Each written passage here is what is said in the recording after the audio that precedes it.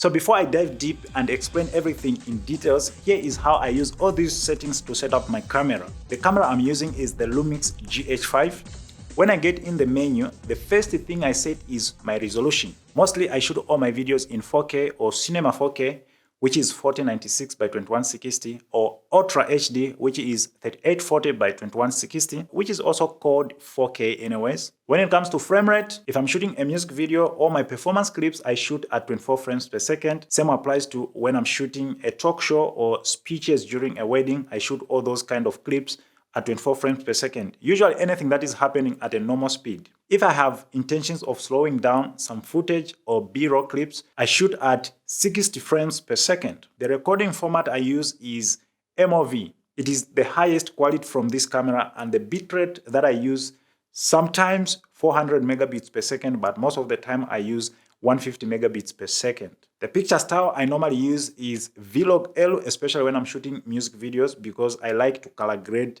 the music videos afterwards. But when I shoot projects like talk shows and wedding ceremonies, I use natural picture styles because they don't really need so much color grading, just color correction and a few here and there.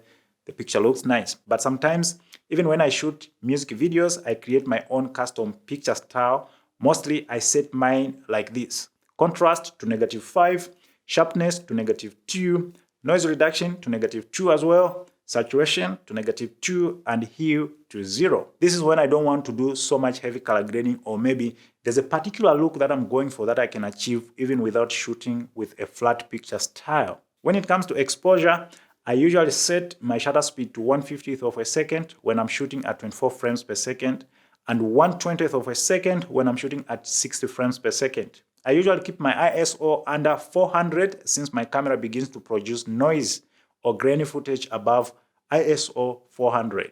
Aperture is always between f1.2 and f1.8 for that shallow depth of field because it makes the videos look cinematic. To help me nail exposure all the time, the tools that I normally use on my camera is histogram.